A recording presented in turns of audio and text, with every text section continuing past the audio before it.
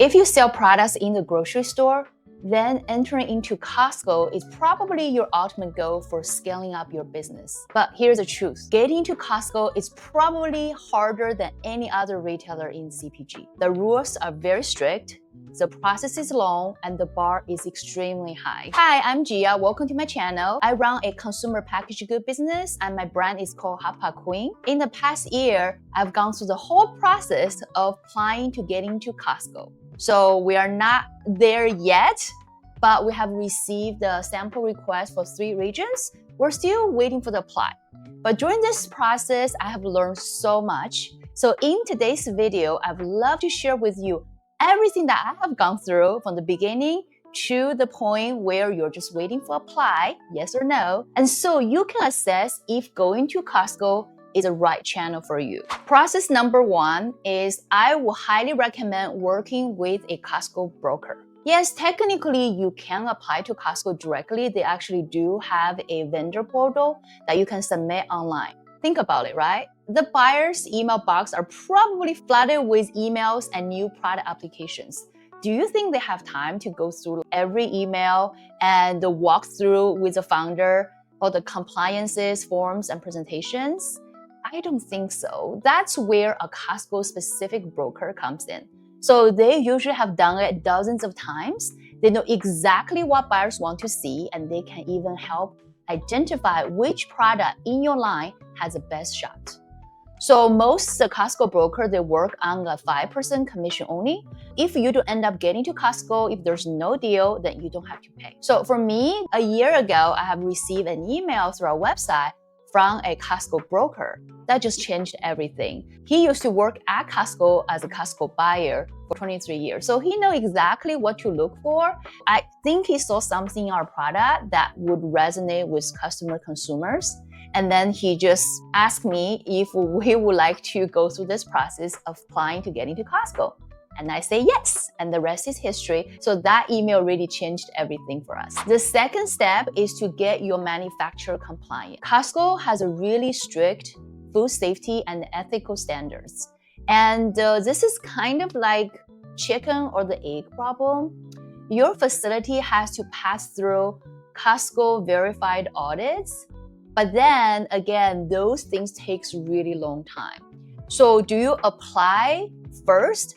And if the buyers approve you and then get your facility compliant, or should you go through that process first and that increase your chance of getting approved, then apply for new items?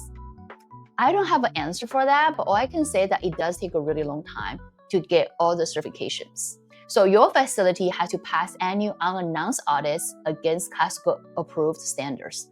Things like the HACCP, preventative controls, allergen controls like foreign material detections and traceabilities.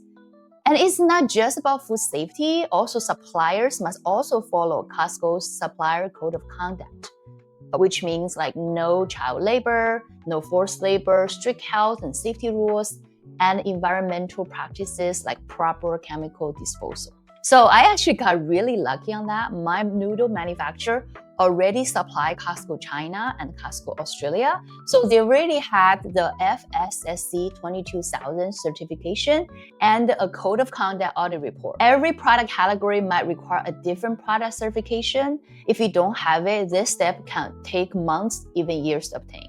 So after you got your factory compliant, and it's time to reformulate and resize for Costco. So we all know that Costco lives and dies by prices per ounce. So if you go to a local Costco, you will see the price sign on the left corner usually has the cost per ounce for every product. I will urge you to go to a local Costco, write down that number for every competitor in your category and compare. So that usually means creating a bigger value pack. My noodles are normally sold in a single pack. For Costco, we rework them into a 6-pack box. It's the same product, but formatted for Costco's value model. So also, you gotta be aware that the margin model is also very different. Traditional grocery stores take around 40% margin, but Costco only takes about 14% margin, plus about 10% in marketing fees. So what is this marketing fee? This fee is taken out to use for in-store sampling. Also is to put your product in a pallet and display it in the center of the stores. Those fees are mandatory, but I think it's really critical to move your product in Costco. Now, once you got all the compliant facility and the Costco size product, you need a killer white buy sheet. This is a 1 or 2 pages presentation that shows the pack size and the wholesale retail price, price per ounce. Costco really loves this, right? Product photos and the pallet renderings.